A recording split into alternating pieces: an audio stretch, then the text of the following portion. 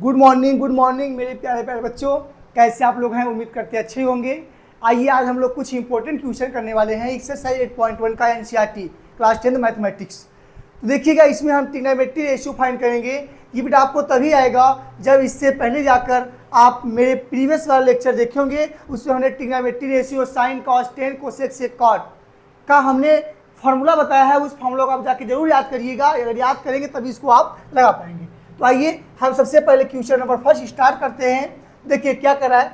In A triangle A B C right angle triangle at B A B equal to 24 centimetre B C equal to 7 centimetre. मतलब कहने का मतलब ये है, जब इसको हम सॉल्यूशन बेटा फाइंड इसका करेंगे, सॉल्यूशन जब इसका निकालेंगे, सबसे पहले एक प्यारा सा राइट एंगल ट्रिंगल बना लीजिए। जब आप राइट एंगल ट्रिंगल बना लेंगे, इसमें बी का पोजीशन फिक्स, बी के पास 90 डिग्री है। ये बी कितना लगा 90 डिग्री, और ए और सी को आप कुछ बना सकते हैं। तो हम इसमें दो ट्रिंगल बनाएंगे आपको समझने के लिए। एक बार हम ए को यहाँ मान लेते हैं यहाँ पर। अब यहाँ पर ए थीटा हो जाएगा, ये ए को यहाँ मैंने मान लिया और ए सी यहाँ हो जाएगा, ए बी सी बन गया। अब मुझे क्या दिया है, ए बी इक्वल टू कितना दिया है 24 सेंटीमीटर। ये दिया कितना 24 सेंटीमीटर, और बी सी का वैल्यू कितना गिवन है 7 सेंटीमीटर। ये कितना दिया गया 7 सेंटीमीटर। अब मुझसे पूछ क्या रहा है, sine A cos A. Sine equal to होता है परपेंडिकुलर बाई हाइपोटेनस। तो मुझे क्या हाइपोटेनस का वैल्यू गिवन है? नहीं, मुझे परपेंडिकुलर और बेस का वैल्यू गिवन है, हाइपोटेनस का वैल्यू गिवन नहीं है। तो पहले हम क्या करेंगे, हाइपोटेनस निकालेंगे। हाइपोटेनस निकालेंगे कैसे निकालेंगे देखिएगा, आप पढ़ेंगे राइट एंगल ट्रिंगल में ही पाइथागोरस थ्योरम अप्लाई होता है। कौन सा थ्योरम? पाइथागोरस। तो हम पहले क्या करते हैं, पाइथागोरस थ्योरम। सबसे पहले हम अप्लाइंग द पाइथागोरस थ्योरम। जब इसको अप्लाई करते हैं तो इसमें क्या होता है, हाइपोटेनस मतलब एच का स्क्वायर इक्वल टू होता है परपेंडिकुलर का स्क्वायर और बेस का स्क्वायर। तो हाइपोटेनस तो निकालना है, परपेंडिकुलर मतलब मान लेते हैं 7 का स्क्वायर प्लस बी मतलब बेस कितना होगा 24 का स्क्वायर। इसके लिए किसका काम करेगा, परपेंडिकुलर, और एक किसका काम करेगा बेस, और एक किसका काम करेगा हाइपोटेनस। तो देखिएगा, अब 7 का स्क्वायर कितना होता है 49, और 24 का स्क्वायर जब बेटा आप करेंगे तो 24 इज द 2 टाइम्स, तो 576। ये बच्चों का खेल है, छोटे बच्चों का खेल है जोड़ना। 576 में 49 डालोगे तो टोटल कितना निकलेगा आपको पता है 625। ये हो जाएगा हाइपोटेनस का स्क्वायर। तो हाइपोटेनस यहाँ जाके क्या स्क्वायर रूट लगाएगा, तो मेरा हो जाएगा hypotenuse equal to plus minus 25 centimetre. लेकिन hypotenuse 1 times is the distance. क्या है डिस्टेंस? जिंदगी में कभी आप दूरी चलते हो, कभी माइनस होता है। आप अपने घर से कहीं जाते हो, फिर वहाँ से घर जाते हो, तो क्या वो 0 हो जाता है? जितना आया उतना गया। अगर 5 आया तो 5 गया, 5 10 हो जाएगा। डिस्प्लेसमेंट भले 0 हो जाए, लेकिन डिस्टेंस कभी निगेटिव में नहीं होता है। तो हम यहाँ पर क्या लेंगे, हाइपोटेनस में कितना हुआ 25 सेंटीमीटर। अब आइए, अब हम क्या करते हैं साइन ए। अब हम पहले इसको सॉल्व करते हैं साइन ए।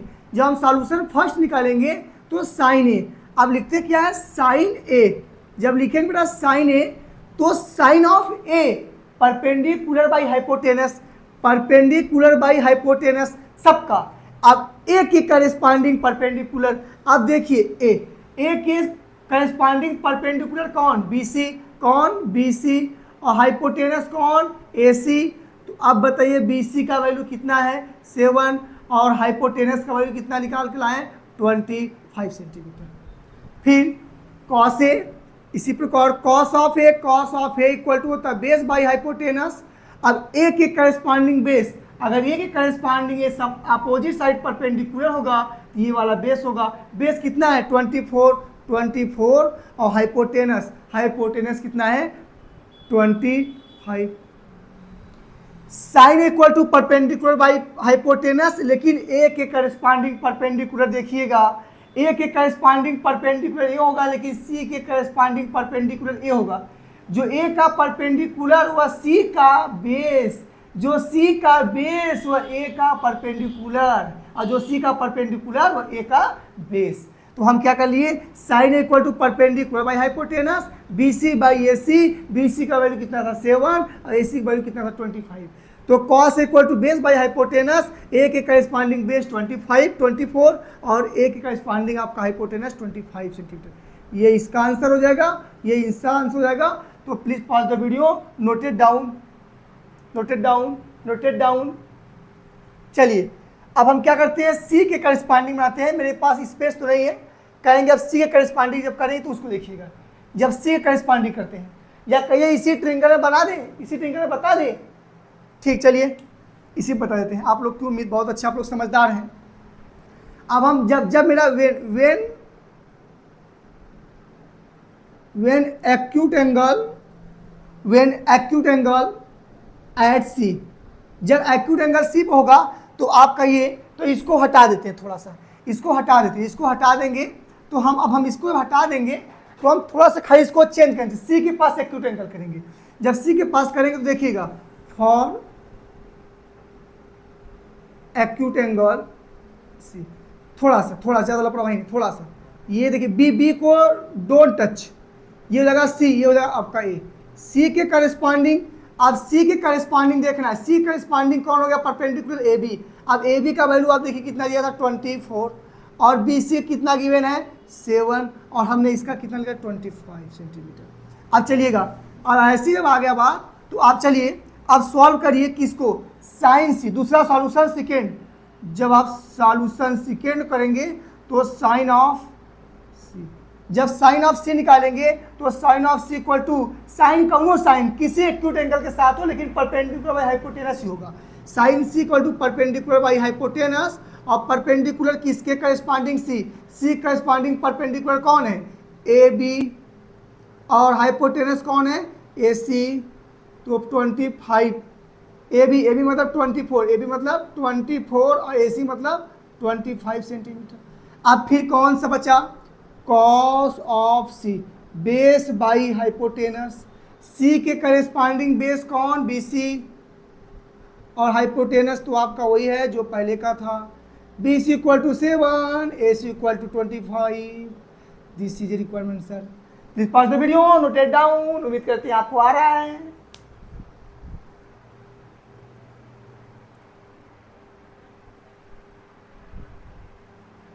सवाल एकदम हलवा है।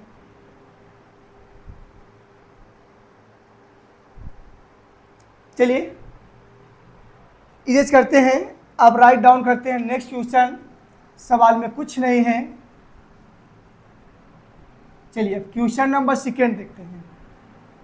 बस बेटा खाली कंसेप्ट को समझिए, कंसेप्ट, बाकी तो फार्मूला तो आपके हाथ में है, सिखा दिया गया है। हम लोग क्या करते हैं, क्वेश्चन नंबर सेकेंड राइट करते हैं। क्वेश्चन नंबर सेकेंड क्या है, मैं अपने लैपटॉप में देखता हूँ क्या लिखा है। क्वेश्चन नंबर सेकेंड बेटा फिगर डायग्राम, फिगर आप लोग डायग्राम बनाइएगा, फिगर कंस्ट्रक्शन करिएगा। क्या दिया है फिगर,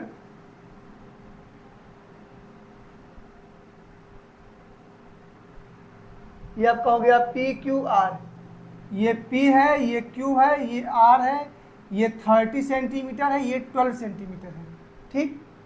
और उसके बाद ये क्यू के पास कितना बना है 90 डिग्री, और उसके बाद क्या दिया है, इन फिगर 8.13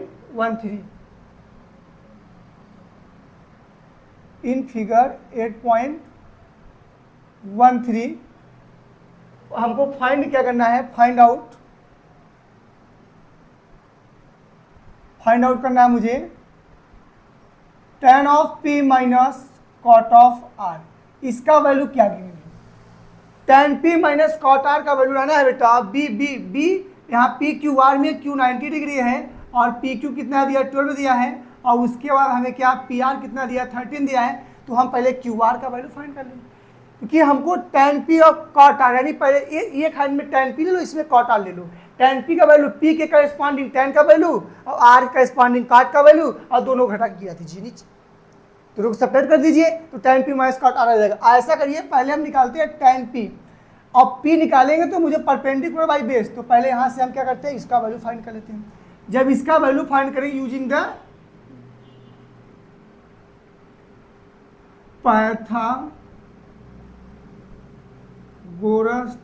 थ्योरम, जब इसको फाइंड करेंगे तो हाइपोटेनस का स्क्वायर इक्वल टू परपेंडिकुलर का स्क्वायर प्लस बेस का स्क्वायर, हाइपोटेनस में मान लेते हैं 13 का स्क्वायर। अब ये परपेंडिकुलर बेटा ये भी हो सकता है ये भी हो सकता है, लेकिन दोनों प्लस में इसी को मान लेते हैं इसके करस्पॉन्डिंग, तो वही आंसर है 12 का स्क्वायर प्लस बी मतलब इसका वैल्यू मान लीजिए मुझे फाइंड करना है क्यू आर का।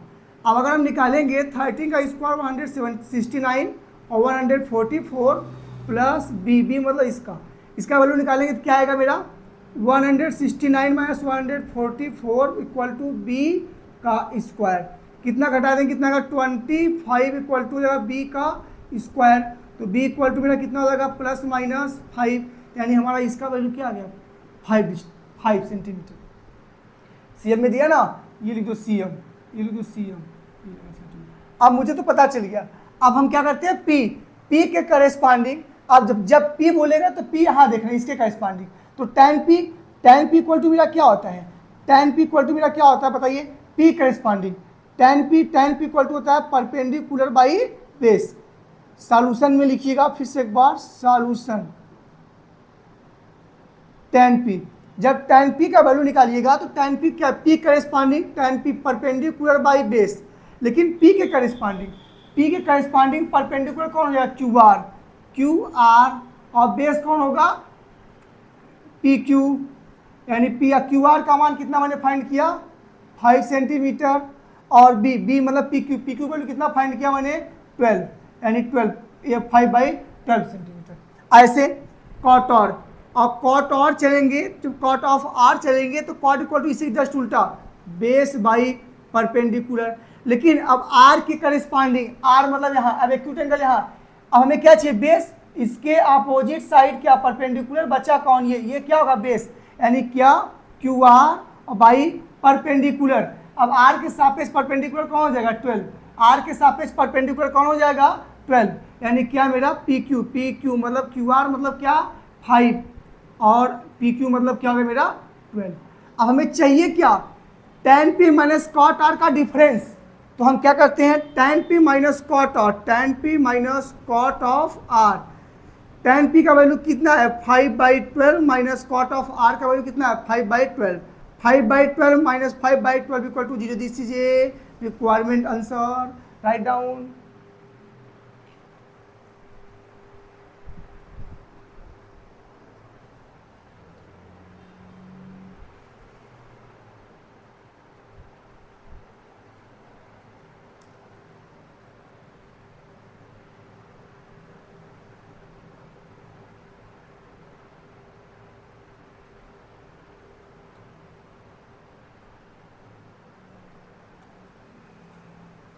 चलिए अगर हम लोग नेक्स्ट क्वेश्चन देखते हैं, नेक्स्ट क्वेश्चन देखते हैं।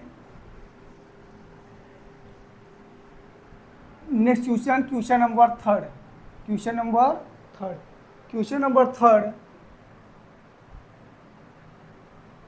If sine of A equal to 3/5, sine of A equal to 3/4 calculate cos A and tan A, क्या निकालना आपको है, calculate cos of A and tan of A, calculate cos of A into and tan of A, यानी हमें क्या करना है A की करस्पॉन्डिंग कॉस का वैल्यू, ए करस्पॉन्डिंग tan का वैल्यू। अब अगर हम देखेंगे तो साइन इक्वल टू मुझे क्या दिया है परपेंडिकुलर बाई बेस, अरे परपेंडिकुलर हाइपोटेनस, अगर इसका हम फिगर डायग्राम करना चाहें, ये हमने मान लेते हैं यहाँ पर ए परपेंडिकुलर, मैं मान लेता हूँ ए यहाँ अगर मैं मानूंगा तो इसके करस्पॉन्डिंग परपेंडिकुलर बाई हाइपोटेनस, ये 3 और ये कितना लगा मेरा 4, ये 3 और ये, क्योंकि साइन इक्वल टू था परपेंडिकुलर बाई हाइपोटेनस, तो परपेंडिकुलर मेरा 3 हो जाएगा, हाइपोटेनस कितना हो जाएगा 4। अब मुझे बेस चाहिए, अब बेस कैसे देखते हैं, बेस जब हम बेस हमें इसको मान ए, इसको बी और इसको सी। अब हमें इसका वैल्यू चाहिए cos of A, sine equal to दिया परपेंडिकुलर बाई हाइपोटेनस, परपेंडिकुलर मतलब 3 हाइपोटेनस 4, लेकिन ऐसा नहीं होता है परपेंडिकुलर का वैल्यू 3 नहीं है। अब ऐसा नहीं कि हमने यहाँ दिया है, सॉल्यूशन से चलेंगे तो हम क्या बोलेंगे कि sine of A equal to मुझे दिया है 3/4, तो 3/4 जब दिया है तो इसको हम ऐसा नहीं कह सकते परपेंडिकुलर बाई हाइपोटेनस, परपेंडिकुलर का वैल्यू मान लेते हैं 3k कांस्टेंट के साथ, हाइपोटेनस का वैल्यू क्या मान लेते हैं 4 ऑफ के। अब इतना मानेंगे, लेकिन अब हम 3k 4k कर लिए, ये परपेंडिकुलर हाइपोटेनस होगा, हमको क्या निकालना है पहले ए बी, बी सी मतलब बेस का वैल्यू निकालना है। जब इसका निकालेंगे तो यूजिंग द पाइथागोरस थ्योरम, जब इसका निकालेंगे तो कैसे आएगा, तो ए बी का स्क्वायर इक्वल टू ए सी का स्क्वायर माइनस बी सी का स्क्वायर। आइए मेरा यहाँ पर 3 के यहाँ 4k कर लीजिए, तो हमारा क्या हो जाएगा, ए सी मतलब 4 का स्क्वायर 16, 16 के स्क्वायर और माइनस 3 के मतलब 9 के स्क्वायर। अब इसमें से करें कितना आएगा, रूट में 7, क्या आएगा मेरा ए बी का स्क्वायर इक्वल टू हो जाएगा मेरा 16 में से 9 जाएगा 7 के square, A B equal to हो जाएगा मेरा 7 रूट में के बाहर। अब हम जब निकालना चलेंगे आगे, साइन ए के करस्पॉन्डिंग देखना है, साइन ए मतलब यहाँ पर एंगल आपका बना है। अब इसका वैल्यू हमने क्या बोल देंगे, के रूट में 7। अब चलिएगा जब कॉस ऑफ ए का वैल्यू फाइंड करेंगे तो cos of A equal to क्या होता है, A corresponding base by hypotenuse. A के करस्पॉन्डिंग बेस कौन है, ए बी, हाइपोटेनस कौन है 4k, अरे ए सी, तो ए बी का वैल्यू मुझे कितना दिया है, के रूट में 7, और ए सी मतलब हाइपोटेनस का वैल्यू हम यहाँ पहले पता किए थे 4k, के से के गया, क्या बचा मेरा रूट में 7/4। कॉस ऑफ ए हो गया। अब हमको tan ऑफ ए चाहिए, जब हम tan ऑफ ए निकालेंगे तो यहीं फिर tan of A equal to होता है परपेंडिकुलर बाई बेस। अब ए करस्पॉन्डिंग परपेंडिकुलर कौन हो जाएगा, बी सी और बाई बेस का मतलब क्या, ए बी। अब चलिए बी सी की वैल्यू कितना हो गया 3k, और इसके बाद इसका कितना हो गया ए बी कितना होगा के रूट 7। तो अब के से के चला गया, बचा मेरा केवल क्या 3 डिवाइडेड बाई रूट 7।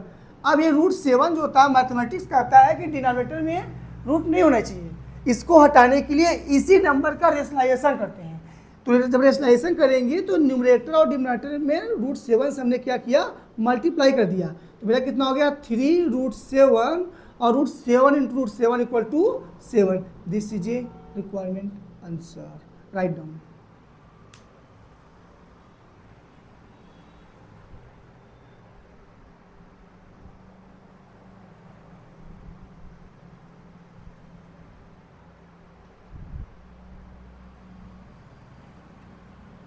चलिए उम्मीद करते हैं आपको समझ में आ रहा है।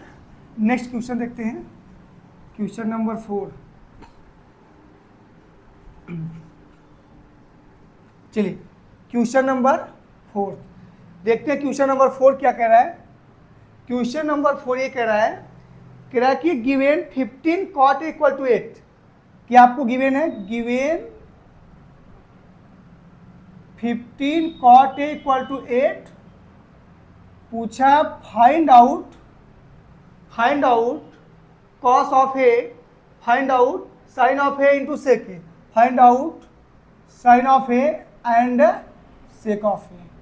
अब चलिए साइन ए और सेका का वैल्यू फाइंड करना है, तो ऐसा करते हैं हम इसको थोड़ा सा जब सॉल्यूशन करते हैं तो देखिएगा सॉल्यूशन।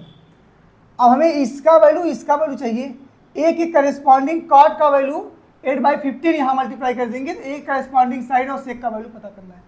तो सबसे पहले हम इसको करते हैं सॉल्यूशन में, 15 cos of A equal to 8, ये मुझे गिवन है। 15 cos ऑफ ए से मल्टीप्लाई कर रहा है, उधर जा क्या करेगा डिवाइड करेगा, तो cos of A equal to 8/15 क्या हो जाएगा 8/15। cos ऑफ कॉट, सॉरी क्या दिया है कॉट ऑफ ए ना, कॉट ऑफ ए, देखो कॉट ऑफ ए क्या दिया है, cot of A equal to 8/15। अब हम चलते हैं आगे, अब इसके cot of equal to A corresponding बना लेते हैं, ए के करस्पॉन्डिंग राइट एंगल ट्रिंगल बनाते हैं। ए को यहाँ मान लेते हैं, बी को यहाँ मान लेते हैं, सी को यहाँ, बी को मैं मान लिया 90 डिग्री। अब कॉट ए के सामने हमने क्या, इसको हमें एक के से कोई एक कांस्टेंट से डिवाइड करते हैं। अगर अभी हमने इससे पहले बताया हूँ, अगर हम 60 में करना चाहें तो यहाँ पर हम डायरेक्टली इसको रख सकते हैं क्योंकि जाके सेम कट जा रहा है। तो कॉट ए किसका उल्टा होता है, tan ए का, तो tan ए इक्वल टू होता है परपेंडिकुलर बाई बेस, तो कॉट इक्वल टू जाएगा बेस बाई परपेंडिकुलर। तो कॉट इक्वल टू क्या होता है, बेस बाई परपेंडिकुलर। ए की करस्पॉन्डिंग, ए की अपोजिट साइड परपेंडिकुलर मतलब 15 इसको मान लेते हो, वैसे तो 15K होता है। और बेस कितना 8, इसको मान लेते हैं 8K, या 8K का हो चाहे 8 ही मान लो, ठीक 8 कर लेते हैं, मान लिए हमने। अब हमें पहले AC का वैल्यू फाइंड करना है। जब AC का वैल्यू फाइंड करना है तो AC का वैल्यू मेरा क्या हो जाएगा, AC का वैल्यू मेरा क्या हो जाएगा, चलिएगा AC का स्क्वायर इक्वल टू, बार बार नहीं बताएंगे, AB का स्क्वायर प्लस BC का स्क्वायर। AB का स्क्वायर मतलब 8 का स्क्वायर प्लस BC का स्क्वायर का मतलब 15 का स्क्वायर। 8 का स्क्वायर 64, 15 का स्क्वायर कितना 225, और दोनों जोड़ेंगे कितना होगा 289। AC का स्क्वायर 289। अब इसको बाहर निकालेंगे तो मेरा क्या हो जाएगा 17 प्लस माइनस 17। तो हम लेकिन AC यानी कि लेंगे क्या +17 क्यों, क्योंकि ये आपका जो होता है ये कभी डिस्टेंस कभी निगेटिव नहीं होता, इसलिए इसका वैल्यू क्या आ गया मेरा 17 आ गया। जब इसका वैल्यू 17 आ गया तो मुझसे पूछा क्या है साइन ऑफ ए। जब हम साइन ऑफ ए निकालेंगे तो साइन ऑफ ए के करस्पॉन्डिंग, साइन ऑफ ए मतलब क्या perpendicular by base, perpendicular by hypotenuse. A के करस्पॉन्डिंग परपेंडिकुलर मतलब कौन BC, और एक करस्पॉन्डिंग हाइपोटेनस देखिए हाइपोटेनस कौन है, यानी AC, कौन AC, यानी BC का वैल्यू कितना गिवन है 15, और AC का वैल्यू हमने कितना फाइंड किया अभी को 17, 15/17 इसका आंसर हो जाएगा। अब इसी के बाद क्या है सेक ऑफ ए किसका उल्टा होता है कॉस ऑफ ए का। कॉस ऑफ ए क्या होता है बेस बाई हाइपोटेनस, तो हाइपोटेनस बाई बेस, यानी सेक इक्वल टू क्या हो जाएगा मेरा hypotenuse by base. Sec equal to A के करस्पॉन्डिंग हाइपोटेनस कौन AC, और ए की करस्पॉन्डिंग बेस कौन AB। AC का मान 17 और AB का मान कितना 8, 17/8। This is a requirement answer, right down.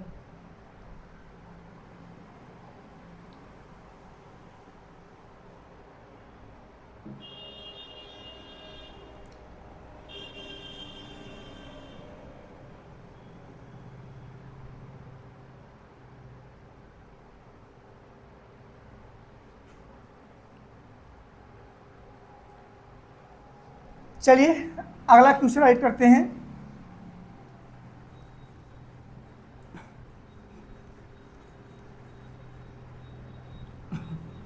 चलिए क्वेश्चन नंबर 5। क्वेश्चन नंबर 5 क्या बोलता है, क्वेश्चन नंबर 5 ये कह रहा है given sec theta equal to 13/12। आपको क्या गिवन है, sec theta equal to 13/12। Sec theta equal to दिया 13/12। Find all other trigonometry ratio,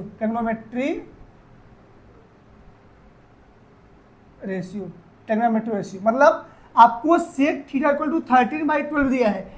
total 6 trigonometry ratio होते हैं, जैसा कि आपको पहले लेक्चर में बता दिया गया।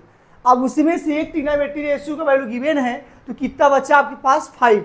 तो 5 को हमको निकालना है। जब 5 ट्रिग्नोमेट्री रेशियो का वैल्यू फाइंड करना है तो चलिएगा सबसे पहले इसको तो बना लेते हैं सेक थीटा। अब हम क्या करते हैं एक राइट एंगल ट्रायंगल बना लेते हैं, इससे ज़्यादा आपको क्लियर होता है।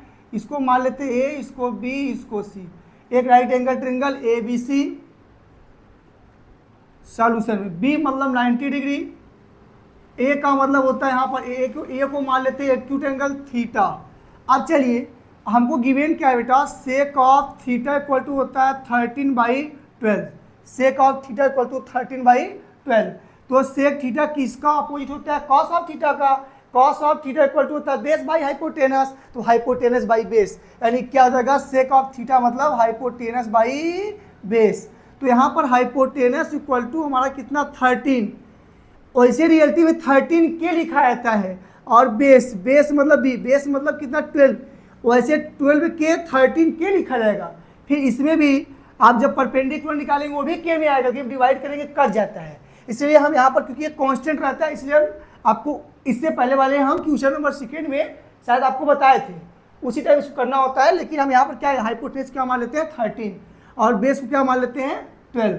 अब चलिएगा, हाइपोटेनस बेस पता है, अब हमें हाइपोटेनस थीटा, थीटा के सामने हाइपोटेनस मतलब ये 13 और बेस मतलब 12, तो हम किसको पहले फाइंड कर लेते हैं, परपेंडिकुलर। जब हम परपेंडिकुलर लाइन ड्रा करेंगे तो फिर किसको अप्लाई करेंगे, यूजिंग द पाइथागोरस थ्योरम। जब हम पाइथागोरस थ्योरम अप्लाई करते हैं तो हम जानते क्या हैं कि हाइपोटेनस का जो स्क्वायर होता है किसी राइट एंगल ट्रायंगल, सबसे लॉन्गेस्ट साइड यानी हाइपोटेनस का स्क्वायर उसी राइट एंगल ट्रायंगल के परपेंडिकुलर का स्क्वायर प्लस बेस के स्क्वायर के सम के इक्वल होता है। तो आपको पता है जब हम लिखेंगे तो हाइपोटेनस का स्क्वायर इक्वल टू परपेंडिकुलर का स्क्वायर और प्लस बेस का स्क्वायर। अब हमें हाइपोटेनस और बेस गिवन है, क्या चाहिए, परपेंडिकुलर। जब परपेंडिकुलर चाहिए तो हाइपोटेनस का वैल्यू कितना दिया है 13, तो 13 का स्क्वायर और परपेंडिकुलर तो मुझे फाइंड करना है, परपेंडिकुलर का स्क्वायर प्लस बेस, बेस का वैल्यू कितना दिया है 12 का स्क्वायर। तो 13 का स्क्वायर कितना होता है 169 और ये हो जाएगा परपेंडिकुलर का स्क्वायर और प्लस 12 का स्क्वायर कितना हो जाएगा 144। अब क्या करते हैं, जब परपेंडिकुलर का स्क्वायर फाइंड करना है इसको इस बगल भेज दीजिए, जब ये इस बगल बंद आएगा तो 169 में से 144 सब्ट्रैक्ट हो जाएगा, किसके इक्वल बचेगा, परपेंडिकुलर का स्क्वायर। अब इसी में से इसको सब्ट्रैक्ट जब करेंगे आप तो कितना आएगा 25 इक्वल टू परपेंडिकुलर का स्क्वायर। तो मेरा परपेंडिकुलर का स्क्वायर, तो परपेंडिकुलर इक्वल टू मेरा कितना हो जाएगा, तो मेरा आ जाएगा परपेंडिकुलर इक्वल टू मेरा हो जाएगा परपेंडिकुलर तो परपेंडिकुलर यानी पी इक्वल टू मेरा कितना हो जाएगा तब 5 सेंटीमीटर, यानी परपेंडिकुलर मतलब कितना आ गया मेरे 5 सेंटीमीटर। और ये आपको मान लीजिए ये रेशियो में दिया था, इसका कोई यूनिट नहीं है तो हम नहीं लिखते इसका यूनिट, ठीक है, इसका यूनिट दिया नहीं तो मत लिखिए, और इसका कोई ना कोई यूनिट होगा ही, ये तो आपको पता ही है। तो चलिएगा, अब हमें परपेंडिकुलर का वैल्यू 5, थीटा के करस्पॉन्डिंग परपेंडिकुलर की वैल्यू 5, थीटा करस्पॉन्डिंग बेस का वैल्यू 12 और हाइपोटेनस का वैल्यू 13। आप कोई भी ट्रिग्नोमेट्री रेशियो 6 में से कोई भी ट्रिग्नोमेट्री रेशियो पूछेगा आप आंख बंद करके मार के आएंगे। चलिएगा, अब हम क्या करते हैं, जब आगे का पता करते हैं तो लिखते सबसे पहले हैं क्या, सेक का दिया है तो सबसे पहले साइन ऑफ थीटा लिखते हैं, sine of theta equal to होता है परपेंडिकुलर बाई हाइपोटेनस। तो परपेंडिकुलर थीटा करस्पॉन्डिंग परपेंडिकुलर कौन, BC, तो क्या लिख देंगे BC और हाइपोटेनस कौन, AC। तो हमारा sine of theta equal to हो जाएगा BC का मतलब 5 और AC का मतलब 13, ये एक आंसर हो जाएगा, इसको लॉक कर दो। फिर उस साइन के बाद क्या, कॉस ऑफ थीटा अगर आप चालाकी थोड़ा सा करेंगे तो सेक का उल्टा ही कॉस होता है, और सेक का वैल्यू दिया है 13/12, इसको पलट दो 12/13, तो कॉस थीटा का वैल्यू क्या आएगा 12/13 कॉस ऑफ थीटा। अगर हम टेन ऑफ थीटा निकालेंगे तो tan of theta equal to मेरा क्या हो जाएगा परपेंडिकुलर बाई बेस। परपेंडिकुलर का वैल्यू कितना भी मैंने निकाला, परपेंडिकुलर कितना है 5 और बेस कितना है 12, 5/12 टेन ऑफ थीटा हो गया। और उसके बाद टेन ऑफ थीटा के बाद आगे हम चलते हैं थोड़ा सा, cosec of theta sine theta का जस्ट अपोजिट होता है, तो sine of theta equal to 5/13 तो 13/5 हो जाएगा, 13/5 कोसेक हो गया। सेक का दिया था, बचा कौन, cot of theta tan of theta का जस्ट रेसिप्रोकल होता है, तो टेन ऑफ थीटा का वैल्यू कितना है 5/12, फिर इसी का जस्ट ऑपोजिट नीचे वाला ऊपर वाला नीचे, तो कितना लगा 12/5 सेंटीमीटर। और इसी में please pause the video, note down.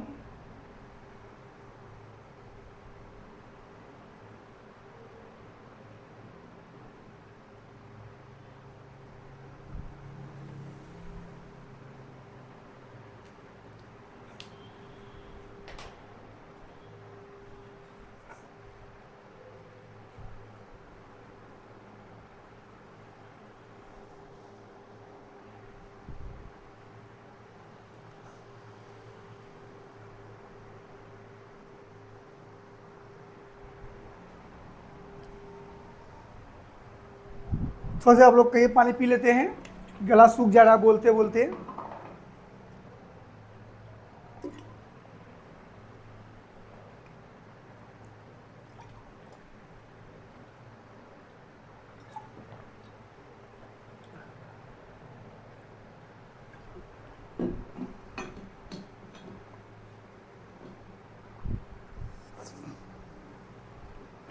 चलिए question number next.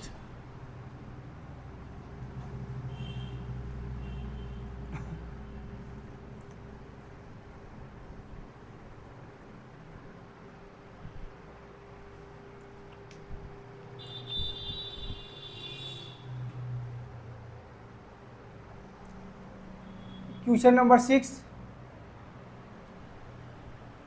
Angle A and angle B are acute angle. Angle A and angle B, angle A and angle B are acute angle such that, इस प्रकार है angle A angle such that कि cos of A equal to cos of B. तो so that angle S, तो so that angle A equal to angle B, तो so that angle A equal to angle B, angle A equal to angle B, ये आपको लाना है, ये आपको prove करना है। चलिएगा इसका सॉल्यूशन करते हैं। ए और बी दोनों एक्यूट एंगल है, तो इसका मतलब हम ट्रिंगल, अगर हम एक राइट एंगल ट्रिंगल हम कंस्ट्रक्शन करेंगे तो राइट एंगल ट्रिंगल में ए और बी दोनों एक्यूट एंगल है, तो ए यहाँ हो सकता है, बी यहाँ हो सकता है। अगर ए यहाँ होगा तो बी यहाँ होगा, अगर बी यहाँ होगा तो ए यहाँ होगा, अगर ए यहाँ होगा तो बी यहाँ होगा। ये सी हमारा क्या होगा, राइट एंगल ट्रिंगल। ये सी को मान लेते हैं 90 डिग्री। अब इसके करेस्पॉन्डिंग हमें क्या बोला है, एंगल ए और एंगल बी क्या है, एक्यूट एंगल, और इस प्रकार है cos of equal to cos B. चलिएगा हमको क्या गिवन है, हमको क्या गिवन दैट है कि cos of A equal to cos of B. तो जब कॉस ऑफ ए के corresponding, cos of equal to क्या होता है, perpendicular by, cos of equal to क्या, sorry, base by hypotenuse, A के करेस्पॉन्डिंग बेस, तो हम क्या करेंगे, बेस बाई हाइपोटेनस। और ये बी भी क्या होता है, बेस बाई हाइपोटेनस, इधर भी होगा, तो बेस बाई हाइपोटेनस, लेकिन किसके करेस्पॉन्डिंग, यहाँ बी की, यहाँ किसके करेस्पॉन्डिंग, ए की। तो बेस ए की करेस्पॉन्डिंग देखिए, ए की करेस्पॉन्डिंग आपका ये परपेंडिकुलर होगा, बेस कौन होगा, ये होगा ए सी। तो हम ए करेस्पॉन्डिंग, मेरा बेस कौन है, ए सी, और हाइपोटेनस कौन है, ए बी। कौन हाइपोटेनस है, ए बी। फिर इक्वल, अब बी के करेस्पॉन्डिंग बेस, बी के ए बी, इसके करेस्पॉन्डिंग ये परपेंडिकुलर होगा, ये क्या होगा, बेस होगा, तो मेरा क्या होगा, बी सी, और हाइपोटेनस क्या होता है, सेम होता है। ए बी चला गया, बचा मेरा कौन, ए C equal to B C. तो ये आप एक थ्योरम पढ़ेंगे, क्लास 9 में एक थ्योरम पढ़ेंगे, अगर किसी भी ट्रिंगल का अगर दो साइड इक्वल होता है तो उसके अपोजिट एंगल भी इक्वल होते हैं। आप जानते हैं अगर किसी भी ट्रिंगल का अगर दो side, any two sides of the triangle are equal, then opposite angle are also equal. अगर कहने का मतलब किसी ट्रिंगल का दो साइड इक्वल होगा तो उसके अपोजिट एंगल भी इक्वल होते हैं। यानी ए सी यानी कौन, ये वाला इसके इक्वल है, ए सी बी सी इक्वल है, ए सी के अपोजिट एंगल बी और बी सी का अपोजिट एंगल ए, ये दोनों भी आपस में क्या होंगे, इक्वल होंगे। ये क्लास 9 में पढ़ेंगे, इसलिए क्या बोलते हैं, angle A equal to angle B, ये आपका हो जाएगा प्रूफ। वो थ्योरम यहाँ लिखना चाहेंगे, यहाँ राइट कर देंगे कि किसी भी ट्रिंगल, यानी कि एक ट्रिंगल का दो sides, two sides of the triangle are equal, then opposite angle are also equal, तो उसके अपोजिट एंगल भी क्या होंगे, इक्वल होंगे। ठीक है, एंगल इक्वल एंगल बी।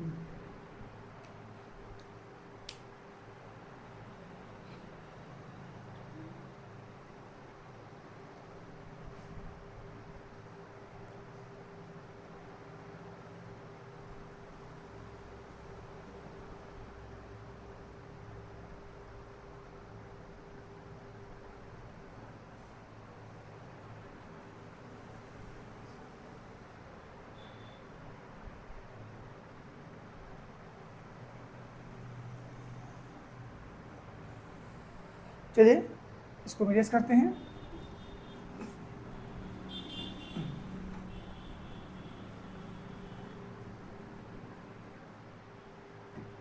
चलिएगा लोग चलते हैं क्वेश्चन नंबर 7 की तरफ। क्वेश्चन नंबर 7 क्या है? cot if cot of theta if cot of theta equal to 7/8 cot of theta equal to क्या दिया मेरा 7/8 इवेल्यूट। तो क्या करना है मुझे? इवेल्यूट मतलब मान निकालना है। किसको मान निकालना है? Evaluate 1 plus sine theta 1 plus sine theta 1 plus sine of theta 1 minus sine of theta upon में 1 plus cos of theta 1 plus cos of theta फिर 1 minus cos of theta 1 minus cos of theta. पहला ये find करना है। दूसरा आपको find करना है कॉट स्क्वायर थीटा। चलिएगा कॉट थीटा इक्वल टू दिया 7/8, तो पहले हम क्या करते हैं? Value cot theta equal to क्या हो जाएगा? Base by perpendicular. सॉल्यूशन में चलिएगा सॉल्यूशन तो थोड़ा सा राइट एंगल ट्रायंगल कंस्ट्रक्शन कर ले एक बार। कहिए तो कर ले, चलते हैं कर लेते हैं। देखिए ये हो जाएगा आपका राइट एंगल ट्रायंगल। इसको ए मानिए, इसको बी मानिए, इसको सी मानिए। बी 90 डिग्री, ए को मान लेते हैं थीटा। तो अब कॉट थीटा इक्वल टू दिया है, cot of theta equal to दिया 7/8, मतलब cot of theta equal to होता है बेस बाई परपेंडिकुलर। ए की करस्पॉन्डिंग बेस कौन? A B. Theta corresponding base कौन? A B. और परपेंडिकुलर कौन? 8। तो अब इससे क्या हुआ कि अब हमें इसका वैल्यू फाइंड करना है, हाइपोटेनस इसका यानी ए सी का स्क्वायर। तो यूजिंग द पाइथागोरस थ्योरम जब इसका वैल्यू फाइंड करेंगे तो ए सी का स्क्वायर इक्वल टू क्या हो जाएगा मेरा? ए बी का स्क्वायर। इसको हमने कई बार बताया। बी सी का स्क्वायर, ए बी मतलब 7 का स्क्वायर, बी सी का मतलब 8 का स्क्वायर। तो 7 का स्क्वायर कितना आ जाएगा? 49 और इसका 64। अब इसके बाद इनको 6 9 4 13 के 3 कैरी 1 6 4 10 1 113 ये हो जाएगा। तो ए सी इक्वल टू मेरा क्या हो जाएगा? 100 अंडरवुड में 113 यानी इसका वैल्यू क्या आ गया? 113 कर। अब चलिएगा पहला हम फाइंड करते हैं इसको। 1 plus sine of theta 1 minus sine of theta upon में 1 प्लस कॉस ऑफ थीटा और 1 माइनस कॉस ऑफ थीटा। अगर आप थोड़ा सा ध्यान देखेंगे तो हम एक आइडेंटिटीज पढ़े थे अलजेब्रिक एक्सप्रेशन में, चाहे उसका यूज कर दें a plus B A minus B A square minus B square, उससे फायदा हो जाएगा। या तो वैल्यू पुट करके तब अप्लाई करिए, बात वही पड़ेगा। चलिए हम अप्लाई नहीं करते हैं, पहले 1 प्लस साइन ऑफ थीटा। जब हम साइन ऑफ थीटा का वैल्यू निकालेंगे तो निकाल लेते हैं साइन ऑफ थीटा। तो चलिएगा साइन ऑफ थीटा, तो sine of theta equal to होता है परपेंडिकुलर बाई हाइपोटेनस। तो थीटा के सामने परपेंडिकुलर कौन? 8 और हाइपोटेनस कौन? 113 अंडरवुड में ये। और वही चीज 1 माइनस 8/113 अंडरवुड में whole divided by 1 plus cos of theta. Cos of theta मतलब बेस बाई हाइपोटेनस। तो थीटा करस्पॉन्डिंग बेस कौन? ए बी यानी 7/अंडरवुड में 113 ब्रैकेट क्लोज। और फिर वही चीज़ 1 माइनस 7/अंडरवुड में 113 ब्रैकेट क्लोज। चलिए इसको सॉल्व करिएगा। जब इसको सॉल्व करेंगे a प्लस बी और a माइनस बी यानी a square minus B square, ये हम जानते हैं फॉर्मूला क्या होगा? a plus B identities a minus B equal to होता है a square minus B square, ये आइडेंटिज है। अब जब इसको अप्लाई करेंगे तो a प्लस बी, a यानी कौन? 1, b यानी कौन? 8/अंडरवुड में 113। a square minus B square यानी 1 का स्क्वायर माइनस इसका स्क्वायर करेंगे तो क्या आएगा? 8 का स्क्वायर 64 और इनका स्क्वायर करेंगे तो 113 होल डिवाइडेड बाई इसका स्क्वायर करेंगे तो 1 ही आएगा। ऐसे नीचे a plus B A minus B, तो क्या होता है? a square minus B square, a यानी कौन? 1 का स्क्वायर 1 माइनस 7 7 का स्क्वायर ए स्क्वायर 7 7 का स्क्वायर कितना 49 और उसके बाद 113 का स्क्वायर अंडरवुड में तो क्या आएगा 113 ही केवल आएगा। फिर इसके बाद हम क्या करते हैं आगे सॉल्व करते हैं। तो 113 का मल्टीप्लाई इसमें करेंगे क्या 113 माइनस 64 डिवाइडेड बाई क्या आएगा 113 होल डिवाइडेड बाई इसका इसमें मल्टीप्लाई 130 माइनस 49 अपॉन में 113। अब इसके बाद देखिएगा, चलिए आगे सॉल्व करते हैं। तो अब देखते क्या है कि ये 113 चला जाएगा। अब इसको सब्ट्रैक्ट करिए, क्या बचा मेरा 113 माइनस 64 डिवाइडेड बाई 130 माइनस 49। अथवा इसको सब्ट्रैक्ट करिए, जब इसको सब्ट्रैक्ट करेंगे तो मेरा क्या आएगा देखिएगा 3 में से 4 जाएगा नहीं, कैरी लेगा 13 में से 4 जाएगा कितना आएगा 9 आएगा और बचा कितना 0 यानी 10 में 6 जाएगा कितना आएगा 4 आएगा। कितना आएगा यहाँ पर 4 आएगा, कितना आएगा 4 डिवाइडेड बाई अब 13 में से फिर वही चीज़ 13 में से 9 जाए कितना आएगा मेरा 13 में से 9 जाए कितना आएगा 4 आएगा, कितना आएगा 4 आएगा। 13 में से 9 गया 4 आया, 10 में से 4 जाए कितना आया 6 आया। अब अगर देखिए अगर सिंप्लीफाई हो रहा तो करिए वरना यहीं पर छोड़ दीजिए। तो 49 upon 64 this is a requirement answer, right down. अब इसका एक पोर्शन बचा है।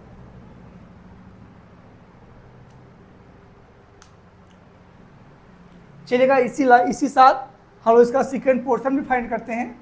सेकेंड पोर्शन सेकेंड सॉल्यूशन क्या निकालेंगे इसका हम, सेकेंड वाला सॉल्यूशन क्या है, क्या पूछा कॉट का स्क्वायर, कॉट स्क्वायर थीटा। जब कॉट का स्क्वायर थीटा निकालेंगे तो देखिएगा इसको हम राइट डाउन कर सकते हैं क्या cot theta into cot of theta, cot into theta नहीं cot of theta into cot of theta. इसका मतलब कॉट ऑफ थीटा कितना दिया है 7/8, वही चीज़ दोहराइया 7/8, 7 7 जा 49, 8 8 जा 64, वही चीज़ है तो सेम आ गया। This is a requirement result, write down.